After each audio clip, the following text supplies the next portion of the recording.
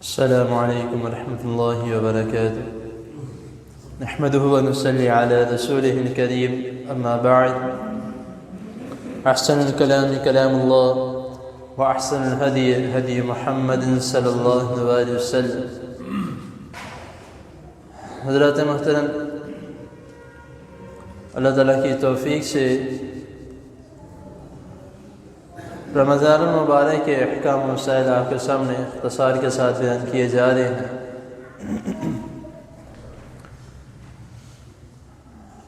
ہمارے معاشرے میں کئی مرتبہ ایسا ہوتا ہے کہ خاص طور پہ رمضان کے مہینے میں،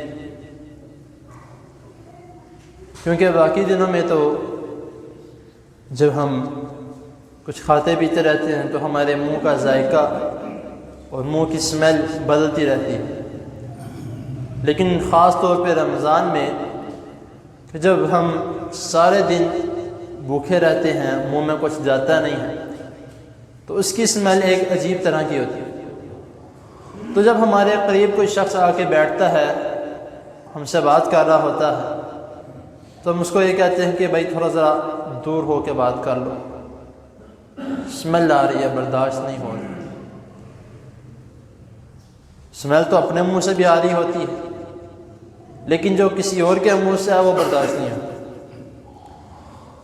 لیکن ایسی اسمیل کے متعلق رسول اللہ صلی اللہ علیہ وسلم کیا فرما رہے ہیں؟ حضرت ابو ہریرہ رضی اللہ تعالی عنہ اس حدیث کے راوی ہیں. وہ بیان کرتے ہیں کہ نبی کریم صلی اللہ علیہ وسلم نے فرمایا کہ روزے دار کے منہ سے جو بو آتی ہے، اللہ تعالیٰ کو اس روزے دار کے منہ کی جو بو ہے وہ کستوری سے بھی زیادہ خوشبو، اس سے زیادہ پسندیدہ ہے. اب روزے دار جو ہے وہ دو قسم کے ہوتے ہیں.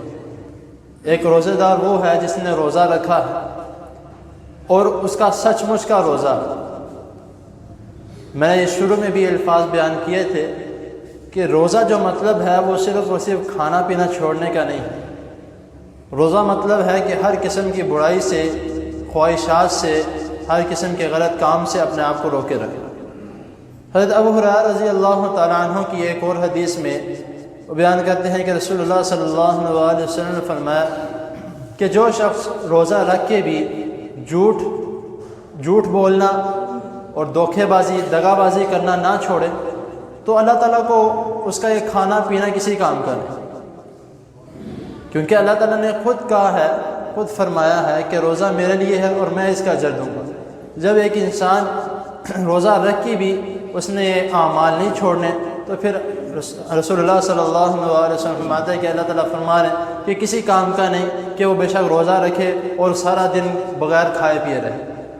تو اسی لیے اگر یہ اپنی جو ہمارے منہ کی اسمیل ہے، اگر اللہ تعالیٰ کو ہم پسند کروانا چاہتے ہیں تو اس کا بہترین عمل اور بہترین طریقہ یہ ہے کہ سارے دن روزہ، اصل والا روزہ رکھے، وہ والا روزہ نہ رکھے جو روزہ رکھ کے بھی کوئی فائدہ نہ ہو.